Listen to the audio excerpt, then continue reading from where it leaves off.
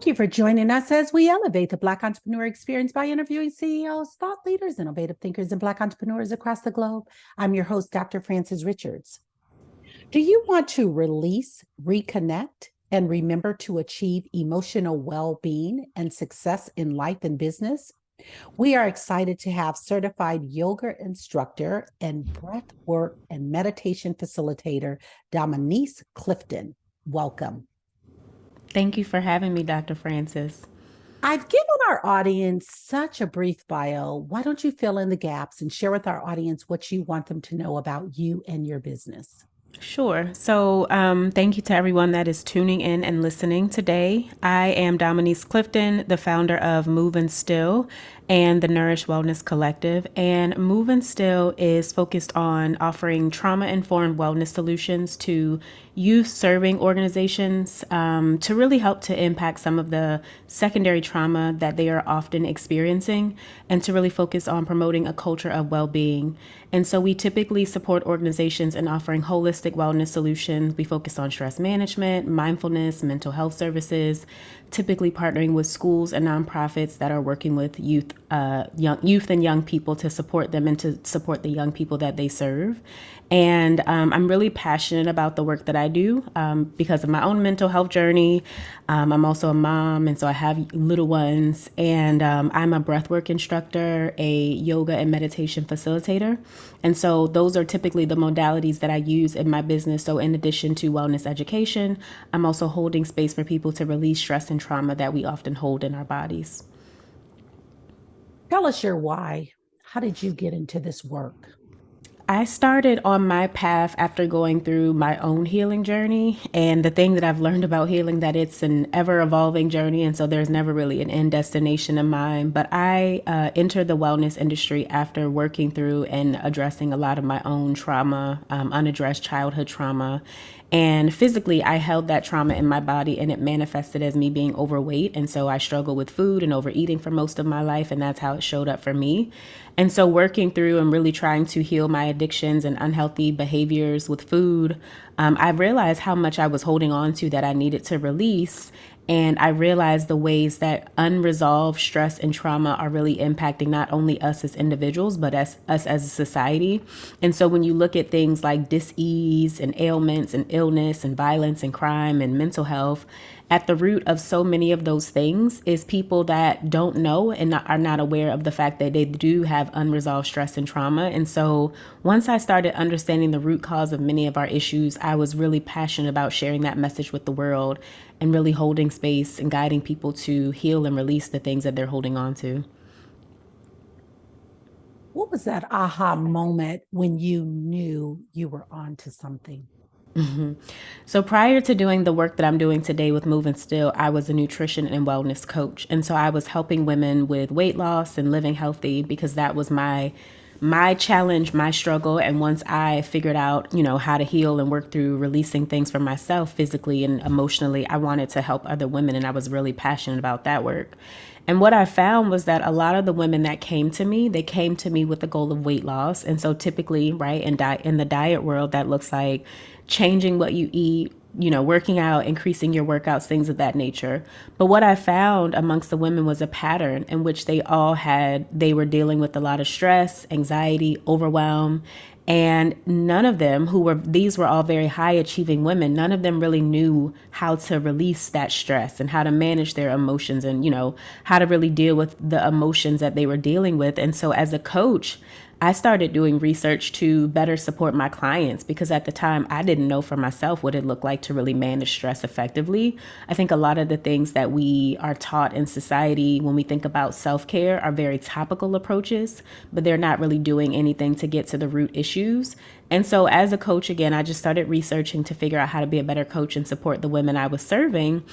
And that was the aha moment for me of recognizing how unresolved stress, unresolved trauma shows up in our society. And so when you look at the violence that's occurring in a lot of communities, at the root of that is unresolved stress and trauma. When you look at the amount of doctor's visits that happen. There's statistics that say 75 to 90% of doctor's visits are stress related. You know what I mean? Like stress is at the root cause of that. So that was really a big aha moment for me, because I would say the US in general, like this is a global issue, but our country in general really tends to topically treat things. So we treat the symptoms, we don't get to the root cause. And if we paid more attention and we got to the root cause, if we had the education to get to the root cause, we'd be able to really heal and address a lot of the things that we're seeing happening around us. Who's your ideal client? Well, it shifted. So when I was a coach, I was working with women. A lot of them were moms, they were business owners, they were career women. But today I'm in the B2B space. And so I work with schools, recreation and parks, nonprofits that serve young people, because a lot of times we think about solutions for young people, but we don't often think about the people that are working with them and how they are impacted. And so in my work, I see the burnout. We know the burnout that happens with educators. We know that they're underpaid and overworked, but that's across the board. So, and working with parks and recs, they're dealing with a lot of burnout, and looking at youth serving nonprofits, they're dealing with a lot of burnout. And so we place a lot of emphasis on what we can do to help and serve youth, but we oftentimes forget about the workers that are very passionate about the work that they do with them. And so in my work, I offer wellness programs that are holistic, that focus on the employees and also the young people that they serve. There are so many brands and businesses that are dominating. Talk about a brand or business that's dominating that you admire and why.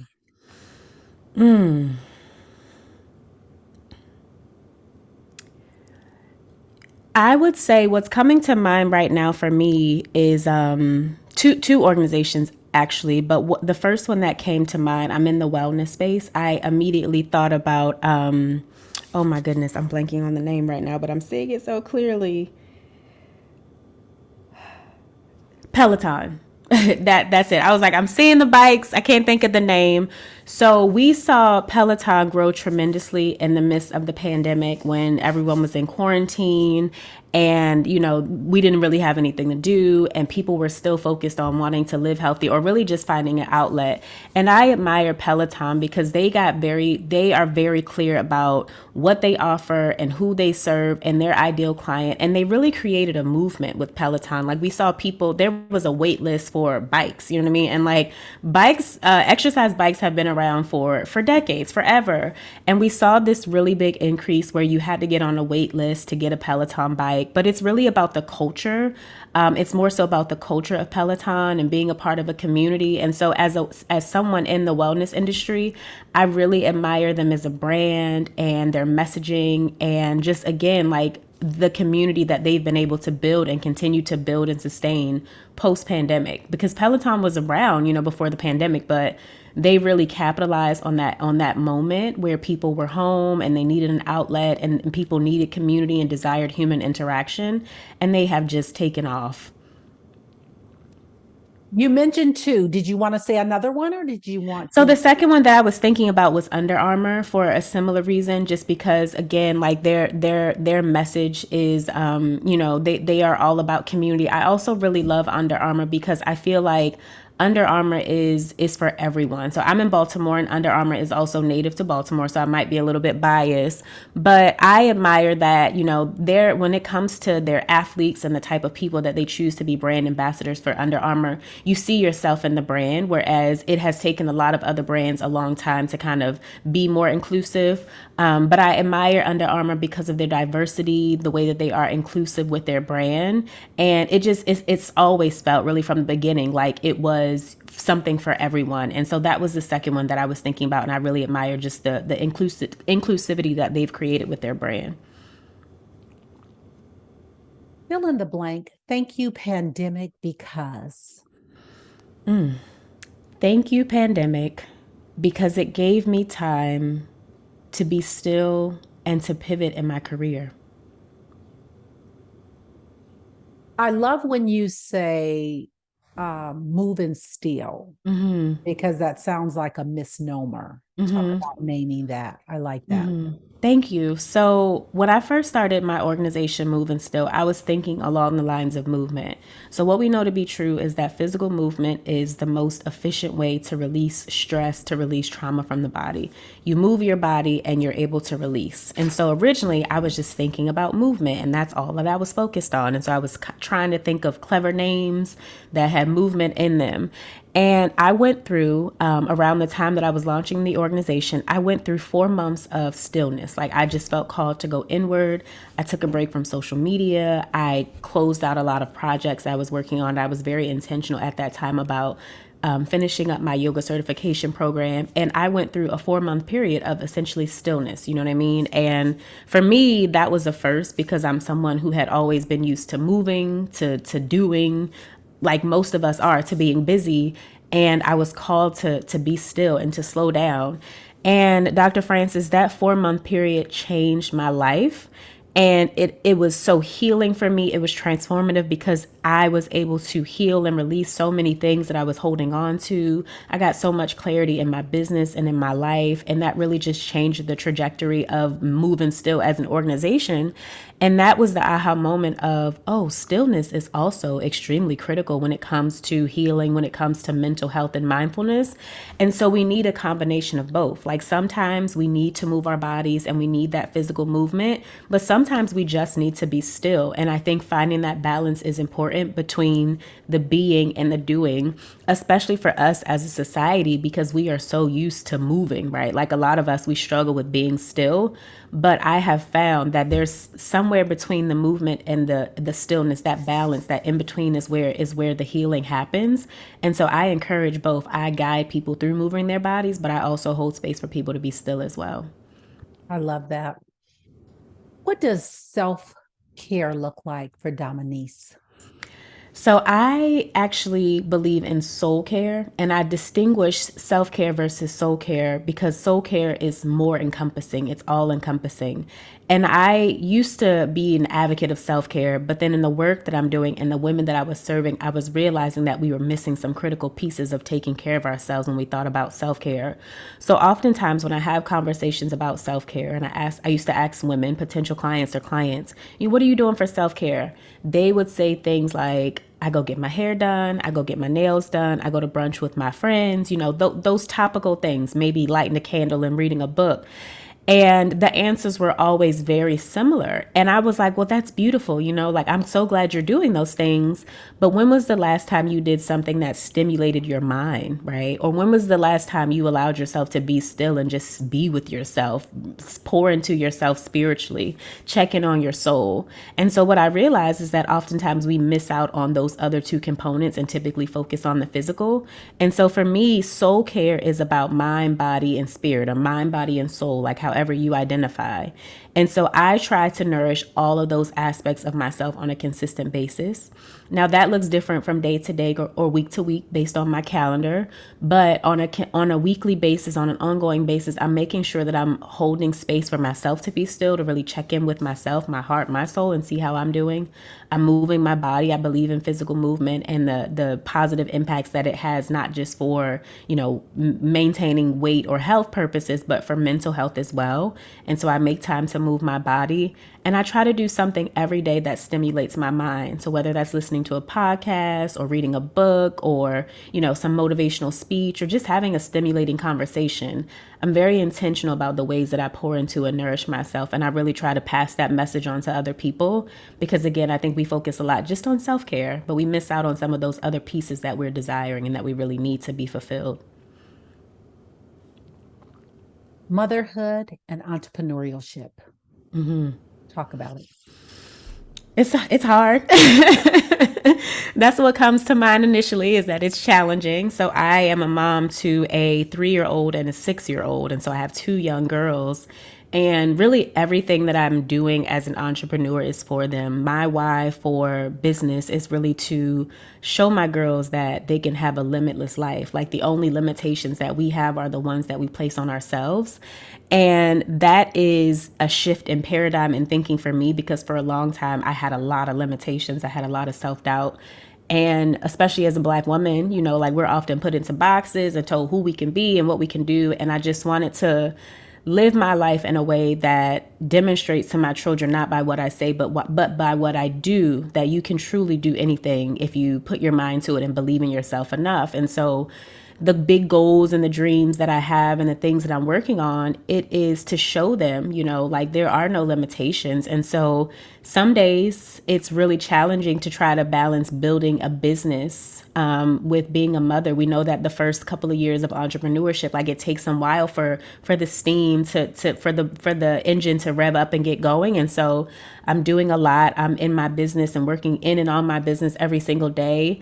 But I really think that I'm grateful to have the balance of being a mom also, because it reminds me to pause, to be present.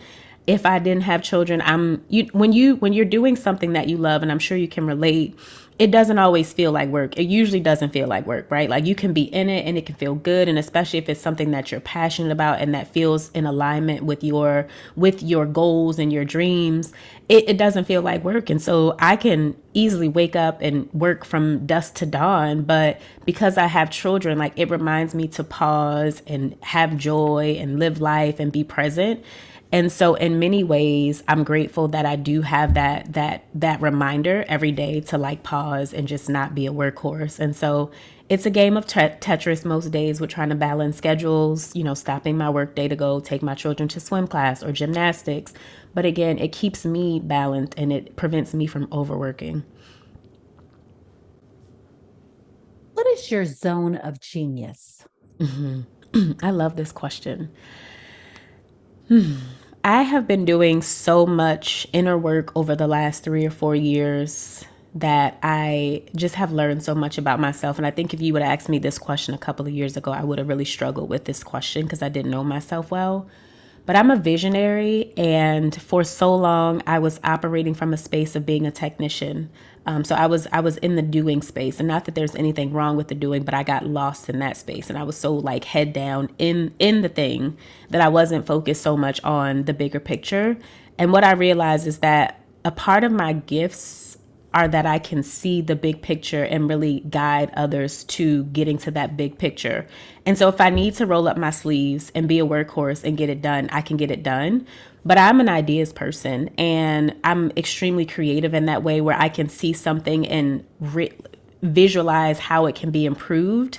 And not from a cocky or conceited way, but I can see something and then figure out, oh, we can make this better. Like, what have you thought about this? I never realized that my ability to ask questions and be curious was a gift until I had people start telling me, I love the way you think. And I just thought everyone thought the way I think. I've always asked a lot of questions and been curious, but I realized that my ability to see things, to pick through things, to ask questions are really valuable for the people around me. And so I'm in my zone of genius when I'm able to think big picture about vision and also talk about and explore ways to enhance a vision or a project or a goal or a program. How did you raise capital or funding for your business? So that's an ongoing process for me. My background is in fundraising and grant writing. And so before entrepreneurship, I was in the nonprofit sector. I am a really strong writer, and so I was good at writing grants. I was good at having conversations with folks and talking about the mission of organizations. And so I brought that skill with me into my business as an entrepreneur. And I've continued to lean on those talents and gifts in Moving Still and just in my entrepreneurship journey. And so over the last couple of years, I've applied for a lot of business grants. I've done pitch competitions. When we go back to zone of genius, I would say like storytelling is a part of my zone of genius. And so being able to tell a compelling story, not just I need this money because, but helping people to see the big vision, helping people to see the big picture and buy into the vision is something that I do really well. And so I'm not just going to tell you why I think you should give me money so that I can buy equipment. I'm going to tell you about the lives that I can impact because of the money that you give me from my business and, how that's going to make a difference in the communities that we live in. And so yeah, I've done a lot of grant writing and I've done a lot of pitch competitions, and that's been really helpful for me as an entrepreneur. Again, just to tap on those fundraising and grant writing skills that I brought into this work. Tell us one of the stories of a grant that you secured and why was that so impactful? So one of the answer that's coming to mind to me, because it was so it showed me that I was on the right track. When I was starting Moving Still, I had gone through being very unclear as I was pivoting away from coaching about what I wanted to or needed, what I was being led to do. And I knew that I was feeling in my heart that a shift was happening, but I was still kind of figuring things out. And a friend sent me a grant here. It was actually a pitch competition through United Way. They every year they do something called the Change Maker Challenge here in Maryland, and she sent me this opportunity. And I was in the midst of, again, like pivoting away from coaching and founding Moving Still. And I just thought, oh, I'll apply. I'll try. I'll shoot my shot here. And so it was a application that included some written responses and a video submission. And I did everything, and I got accepted to be a part of this pitch competition. And at the time, this was not a viable, proven business. This was an idea that I was wanting to focus on, serving in the community, offering more accessible wellness programs, like really focusing on bringing wellness to people who don't typically have access and who really need to focus on better ways to manage stress and trauma. And they had different camp competitions all over Maryland, so Baltimore City and other counties, and I was in for Baltimore City, and I won my first 10K with an idea that I hadn't even really started yet. And what that did for me, it wasn't about the money, it was about the fact that people believed in my vision enough to buy into it and to invest in it. And that really was the thing that affirmed for me, okay, I'm on to something, I have to keep going here. And that was I would say, like a turning point for me and really focusing and saying, yes, I'm going to do this. Like, I'm going to stay in this lane that I've chosen for myself, and I'm going to allow myself to pivot and figure this out. Most other people that were in that competition, I would say all actually, they had nonprofit organizations and they had been established for a long time for some of them, over multiple decades. I was really one of the only participants who had an idea that I was pitching. And so for them to believe in my idea enough for Moving Still, to see the vision of that and to invest in it, it was a game changer for me. And it let me know that I was on the right track. And I felt like it was a sign from the universe to keep going, keep going. You got this. Are you a nonprofit? I am not a nonprofit. I am a for-profit business, but I have a call later today. I share with you, I have a hard deadline. I am focusing on fiscal sponsorship. So I'm going to have a for-profit and then working with the fiscal sponsor to get grant funding for a nonprofit leg of my business. My goal is to work with them for about 2 years with fiscal sponsorship, but to then eventually establish my own nonprofit in addition to the for-profit business that it's going to look a little bit different. It's going to be more youth focused. But to also have a nonprofit that really focuses on serving the community. Dominiece, I want you to have a monologue. I want you to name this person, living or not. They've inspired you so much. Who is that person, and what are you saying to that person?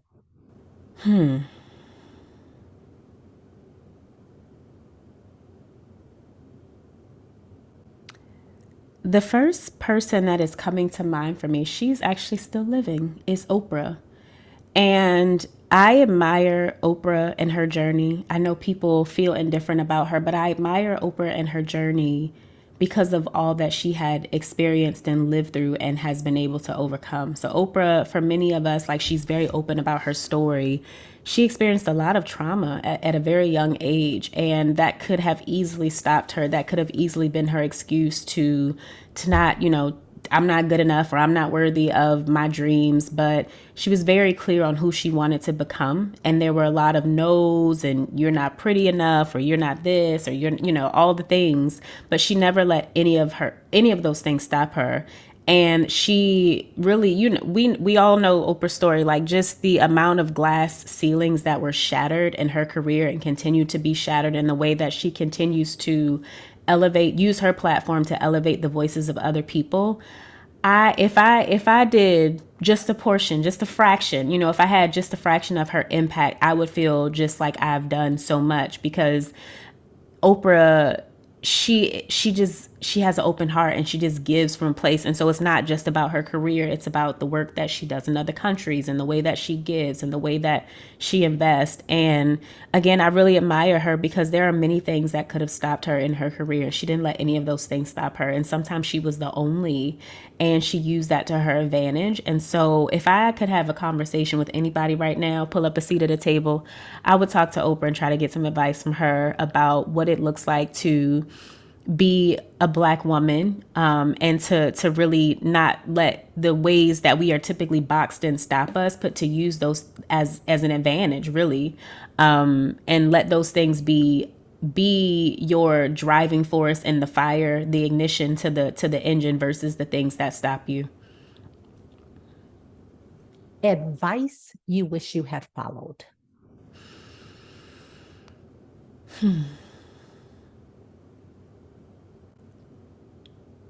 Advice I wish I had followed.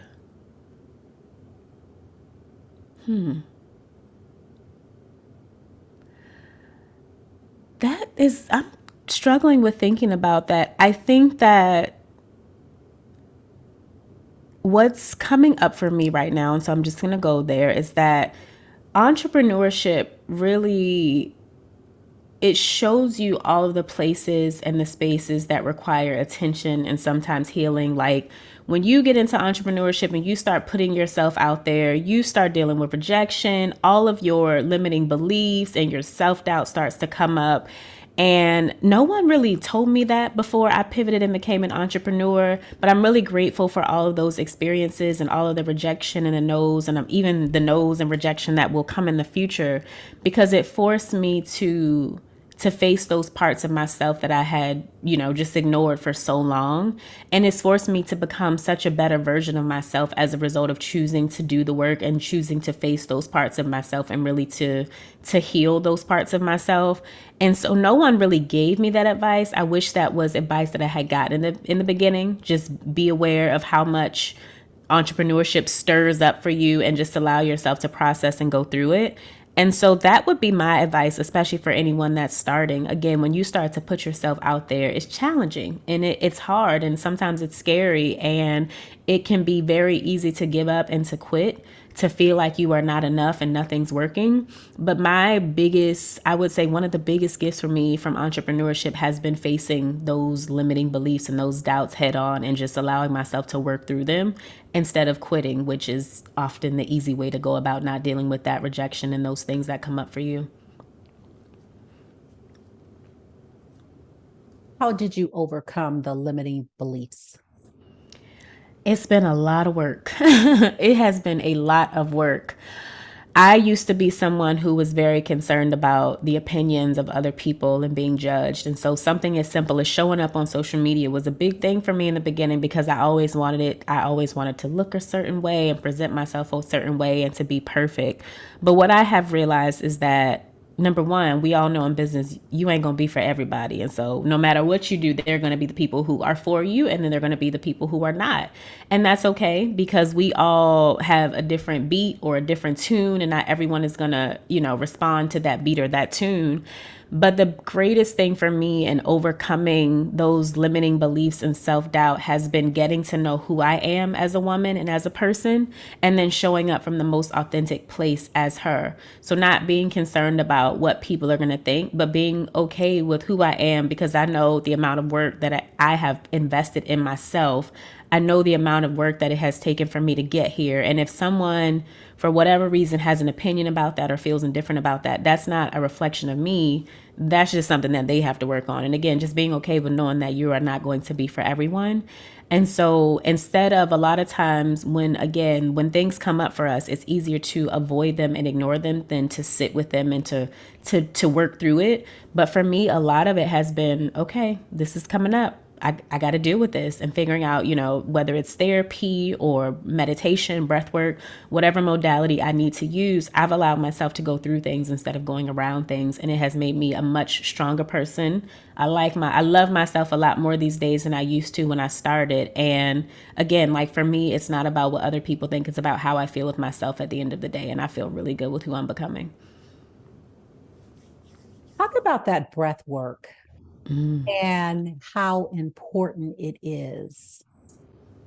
So I love breath work and I'm an advocate of breath work. I'm obviously biased because I'm certified in it, but I haven't been doing breath work for that long. It's been at this point about a year and a half or 2 years, but it's been really life changing for me because it has allowed me to quiet the noise in my head and sometimes the external noise and really get clarity, like cut to the more intuitive presence inside me for guidance. So for anyone that's listening that's not familiar with breath work is really just the act of conscious breathing.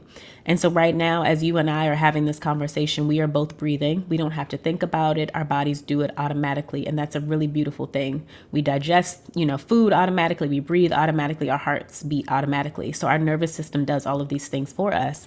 So breath work is just the act of regulating the breath. And so I can slow the breath down to trigger the parasympathetic nervous system, which is going to calm me down. Or I can speed the breath up. Maybe if I need some energy and I'm feeling sleepy or lethargic, instead of going for my cup of coffee, which I have right here, I can do some breath work. And that's going to help to heat me up and wake me up. And breath work has so many benefits. So one of the reasons why I have really relied on it again, because it helps me to get more clear. So sometimes, especially in business, you might be unsure about what decision you need to make, or if you're making the right decision. You might be seeking answers externally. So you're consulting with friends and, people around you. And then you feel just more confused after asking everybody else what they think you should do. So for me, I used to be that type of person where I operated trying to seek answers and guidance externally. But breathwork has made me my own. Like I feel like I'm more in charge of my life now because I'm able to quiet all the noise, whether it's my mind or around me. And I'm able to really drop into my own heart, my own intuition, and think what's the best option for me, my life, my business. And then I can follow that confidently. And so in addition to more connection with intuition or more intuitive guidance, it also helps with stress release. So releasing stress, like you immediately feel a release of stress when you participate in breath work because you're triggering the nervous system the part of your nervous system that calms you down. I also appreciate it as an entrepreneur because it helps me with mental clarity. And so sometimes we can feel foggy and, like I said, confused. And so just taking some breaths, being intentional about the breathing practice can help to bring more clarity. There's a ton of benefits of breath work. I think for each person, if you do it, you might experience something different. But those are just for me some of the reasons why I appreciate breath work. And then the last thing that I will share very transparently is that I've recently been diagnosed with ADHD. And so I struggle sometimes with focus and attention. And I have found that just meditating and doing breath work and like allowing myself to be still, it helps my mind to calm down. And so I'm able to focus a little bit better. And so for anyone who might be struggling with, a mental health challenge or feeling scattered, like breath work is a really beautiful practice just to help you ground and calm down and be more centered. And that is extremely helpful for me.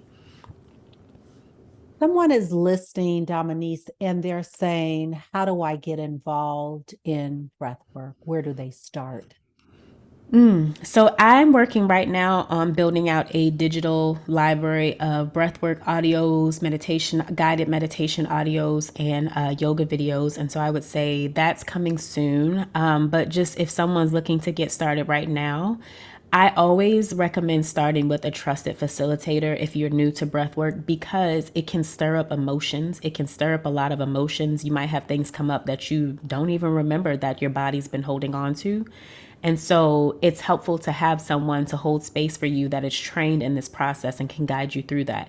And now I'm not a therapist, right? And so if something comes up that needs to be addressed, I'm going to be able to guide you through that process, but then I might recommend that you go to a therapist if you're not seeing one, or if you are seeing one, maybe you can talk to your therapist about this on your next appointment. But as a trauma-informed breathwork facilitator, it also is about guiding people in a way that is gentle, where, number one, I can hold space for you safely if something does come up, but I also know what it looks like to move slowly through a process. You never really want to shock someone's nervous system with something like breathwork just because you don't know what's going to come up. You don't know how their bodies are going to respond. And so if you can find a trained facilitator for a one-on-one session or maybe a small group session, I think that's a great way to start. And then outside of that, of course, you can go on YouTube and probably find, I'm sure a ton of breathwork sessions that you can do for free. But I always say proceed with caution, just because you never know how your body is going to respond. And so you can have physical responses to breathwork, mental and emotional responses. And you just want to make sure that however you go about your journey, that you have support if you need it. Looking forward, where do you hope your business to be in the next 2 to 5 years? Global. I pivoted in business recently and really started focusing more on, like I shared with you, focusing on serving employees and organizations that serve young people, but also really feeling so passionate about working with young people just because of the world that we live in and all that we see that they're going through and working through. And I used to be afraid to dream. That was a part of the way that trauma manifested and showed up for me. My imagination was shut down. And so if you had asked me a couple of years ago, where do you see yourself in 3 to 5 years? I would have had a really hard time with that question because I didn't allow myself to imagine and dream. But a part of healing has been welcoming back in that sense of imagination for me.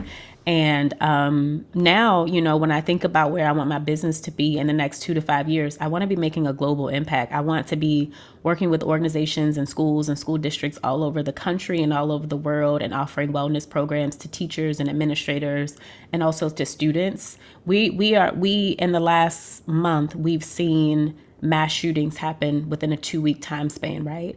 And when you look at a lot of what's happening in our society and who is committing these acts of violence, it's younger folks, right? Like, it's people in their teens and their early 20s, and they have grown up in a world that a lot of us just can't understand. I'm thankful as a millennial that I was on the cusp of the old and the new. And so I got to experience life before technology and social media. But social media and technology, as great as it is for connection and, being able to globally reach the world, it's doing something to our young people. It's impacting their self-esteem and the way that they see themselves. And we are not, we got a lot of work to do. We got a lot of work to do to make sure that they have tools to support themselves when they're dealing with mental health challenges. And we're seeing suicide go up and all of these things. And so I feel very passionate about working with and serving young people because for so long I struggled for most of my life with the chronic low-grade depression that was unaddressed. I just existed with it and thought that this is the way that life has to be. And when I started learning about wellness and mental health and really tracking my own life, I realized from about 7 or 8 years old that I was dealing with depression and it just was under the radar. And I can't imagine if I had had technology on top of what I was feeling, how my life would have turned out. And so I'm super passionate about sharing techniques, mindfulness, mental health techniques with young people. And so when I think about my impact 2 years from now, 5 years from now, I really want to be making a global impact and giving young people in particular tools to navigate the world in a way that helps them to be more empowered. An attitude of gratitude. I want you to have a thank fest. Mm-hmm. And I want you to thank people and situations that has inspired and impacted your life. Have at it. Oh, I love this. Thank you for this interview. I first want to thank my mother and my father. My original trauma was the fact that I was born to a teen mom and I've never met my biological father. And today I can have gratitude for that because I've done a lot of work to heal from that. But for so long, that was like a stain on my conception that brought me so much shame. But had that not been the beginning of my story, I wouldn't be here today having this conversation with you and having the clarity and the passion that I have about the work that I do. And so I'm grateful that I chose them to be my parents because there were lessons that I needed to learn in this lifetime that they've allowed me to learn and work through and heal from. I'm grateful for my daughters and just the way that they are just constant reminders to have joy, to be present, to slow down, to laugh, to enjoy life, to not get so caught up in adulting every day. I'm really grateful for my uncle David, who has been really like a father figure to me my entire life. And before I saw myself fully, he always saw me fully and has always poured into me and invested in me and, invested emotionally, financially. I'm writing a book right now because he invested in a writing coach because he saw that for me before I could see it for myself. And so I'm so grateful for him and his support and just his unconditional love for me. And then outside of that, I am grateful for every obstacle, every challenge that I've experienced and lived through and worked through, because it has made me such a stronger version of myself. And when I was in it, it was horrible. And I was, asking God, why is this happening to me? But being able to shift and look at everything as a gift, and really to be able to thank God, to thank Source, because those things were not happening to me. They were happening for me, for me to evolve and to be who I needed to be, to really own the vision that I have now. And so I'm thankful for all of those experiences and just how they've helped me to grow. Talk to a younger Dominiece. Advice would you give a younger you? I'm getting emotional because the younger version of myself, she was hurting and carrying a lot that people didn't see. And so I started struggling with depression and overeating at 7 years old. And by 8 years old, I was overweight, and I existed that way for most of my life. So I carried my pain physically in my body and manifested physically. And when I look back at pictures of my younger self, I see through the smile that I forced that there was so much pain and there was so much hurt. I didn't really have anyone that I could talk to. My mom and I didn't have a great relationship. And I would tell her today that you are worthy and that you are enough, despite your conception story, despite all of the things that happened in your past, all of the decisions that you made from your wounded space. You are still enough. You are still worthy. And I would remind her to dream big and to let her imagination really just roam, you know what I mean? Like to think big, and don't be afraid to think about those big dreams, because literally we are limitless beings, and you can do anything that you put your mind to as long as you believe in it for yourself. And thank you for being your authentic self. And I am so enjoying this interview. And I don't know if you have an idea of when your book is going to be published. Yeah, so I am right now in so I'm self-publishing, so I have a great idea because I'm in control of the process. But I'm shooting for Q2, so the end of Q2, so around June or July. I've pretty much the book is written. I've gone through editing it with an editor, and now I'm working on formatting it from a Word doc into a book. And so my goal is to have the book available by the end of June or early July. And I'm so excited about that because I have always loved reading. I'm an avid reader. I've always loved writing. It's a gift. And so to share this book with the world after all that I've gone through, to be here and to tell my story. And, it's a combination of nonfiction. So I'm talking about stress and trauma and modalities that we can use to heal. But I'm also telling so much of my own story and choosing to do that to let other people know that despite what you've been through and all the decisions that you made and the things that have happened to you, that you can overcome all of that and you don't have to hold on to it. And that's really what this book is about, is guiding people through the process of releasing. You'll have to come back and share. I would love to. If you conducted this interview, what is the one question you would have asked yourself? I want you to ask the question and answer it.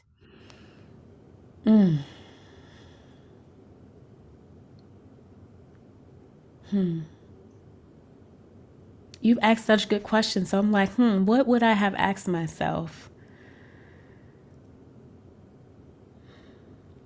Wow, I'm stumped, and I'm not usually stumped.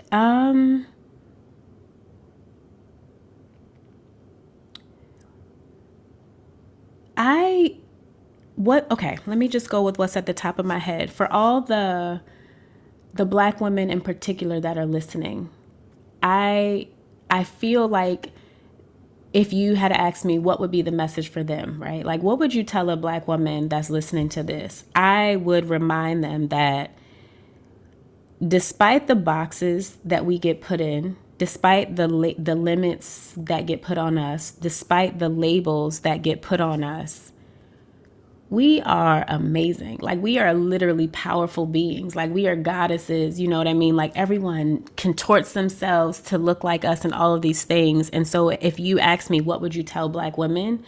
I would tell them that you deserve to rest, that you don't have to work so hard to prove yourself, that just being here and being in existence makes you enough. and that everything that you desire, like worthiness is your birthright and you can have all of those things. And so the messages that society tells us about, again, what we can do or what we can't do, just like those things, is the rules are all fake. Like you got this, you can do whatever you want to do. And so that's what's coming up for me, because a lot of my healing has been healing the messages that I had internalized as a Black woman about my place in this world. We've come to the part of our interview. It's called Rapid Round of Fun. I'm going to Okay. ask you a series of questions, and I'd like you to give me very quick answers. Okay. And we do have a hard stop for you. So, your favorite holiday, Thanksgiving. your ideal car, I want a Tesla. your first job, McDonald's. you relax doing what? Reading. Your favorite comfort food, Sugar. Anything with sugar. hit the couch or work out? Workout. Dominiece Clifton, thank you so much for joining us on Black Entrepreneur Experience Podcast. Before we let you go, share with our audience the best way for them to connect with you and to do business with you. And feel free to leave all your social media handles. Thank you. So thank you for having me. You are a great interviewer. I have so enjoyed this. I am on Instagram and LinkedIn as Dominiece R. Clifton. And I will just tell everyone to catch my name in the show notes because it is a hard one to spell. So I'm most visible in those two spaces. For anyone that is interested in learning about how we could partner and work together to serve their organization, LinkedIn or my website are the best places. So again, LinkedIn is Dominiece R. Clifton. And then my website is movex, like xylophonestill.com. And that is where you can learn more about what I offer and, my services, or just fill out a contact page and book a call for us to chat more. Thank you. That's a wrap. Thank you.